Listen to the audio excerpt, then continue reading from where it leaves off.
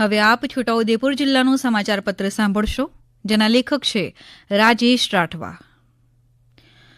છોટાઉદેપુર જિલ્લામાં વસતા આદિવાસીઓનો સૌથી મોટો અને લોકપ્રિય તહેવાર હોળી છે અને આ તહેવાર હોળી પૂર્વે અને હોળી બાદ આમ 15 દિવસ સુધી હોળીના ભાતીગળ મેળાઓ પૂર્ણ થાય એ બાદ લગ્નસરાની સિઝનની શરૂઆત થતી હોય છે. ત્યારે હાલ જિલ્લાના ગ્રામીણ વિસ્તારોમાં પૂરબહારમાં લગ્નસરાની સિઝન શરૂ થઈ ચૂકી છે. એ સાથે લોકસભાની ચૂંટણીની તારીખો જાહેર થયા બાદ મુખ્ય રાજકીય પક્ષોએ ઉમેદવારોના નામની જાહેરાત કરી દેવાતા ઉમેદવારોએ પણ લોકસભા બેઠકના મત વિસ્તારમાં પ્રચાર પ્રસાર શરૂ કર્યો છે. એ સાથે જિલ્લા વહીવટીતંત્ર પણ ચૂંટણી ન્યાયી, પારદર્શી અને નિષ્પક્ષ રીતે થાય, કોઈ મતદાનથી વંચિત રહી ન જાય અને વધુમાં વધુ મતદાન થાય તેવા પ્રયત્નો હાથ ધરવામાં આવી રહ્યા છે.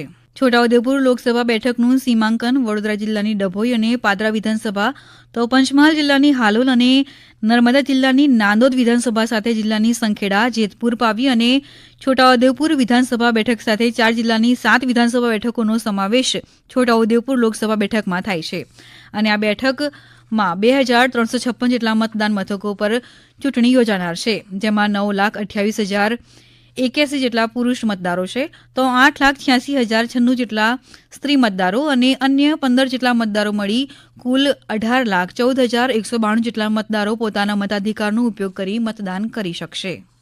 આદિવાસી બહુલ ધરાવતા છોટાઉદેપુર જિલ્લામાં મતદાન વિશે વધુ જાગૃતિ લાવવા જિલ્લા ચૂંટણી તંત્ર અને શિક્ષણ વિભાગ દ્વારા એક નવતર અભિગમ પણ શરૂ કરવામાં આવ્યો છે. જિલ્લાના લોકોમાં મતદાન અંગે જાગૃતિ વધે તે માટે જિલ્લા ચૂંટણી અધિકારી અને જિલ્લા કલેક્ટર અનિલ ધામેલિયાના માર્ગદર્શન હેઠળ જિલ્લામાં વિવિધ મતદાર જાગૃતિ કાર્યક્રમોનું આયોજન કરવામાં આવી રહ્યું છે.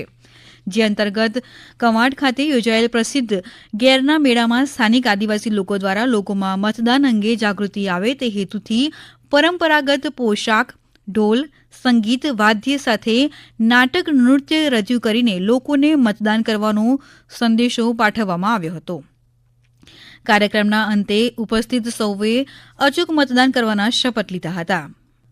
ગુજરાત માધ્યમિક અને ઉચ્ચતર માધ્યમિક શિક્ષણ બોર્ડ ગાંધીનગર દ્વારા આયોજિત માર્ચ 2024ની HSC અને SSC પરીક્ષા શાંતિપૂર્ણ માહોલમાં સંપન્ન થઈ હતી, જેમાં જિલ્લાના કુલ 24,334 વિદ્યાર્થીઓએ HSC અને SSCની પરીક્ષા આપી છે.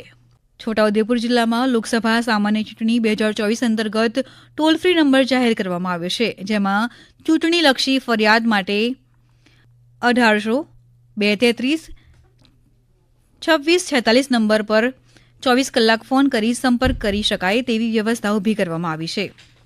ભારતના ચૂંટણી પંચ દ્વારા આગામી લોકસભા સામાન્ય ચૂંટણી 2024ના કાર્યક્રમની વિધિવત જાહેરાત બાદ મુખ્ય ચૂંટણી અધિકારીની કચેરીના સૂચના મુજબ આદર્શ આચારસંહિતાનો અમલ થાય અને ચૂંટણી દરમિયાન આચારસંહિતાને લગતી ફરિયાદોનો નિકાલ માટે છોટાઉદેપુર જિલ્લાના હેડક્વાર્ટરમાં 24 કલાક ફરિયાદ દેખરેખ, નિયંત્રણ અને કોલ સેન્ટર કાર્યરત કરવામાં આવેલ છે.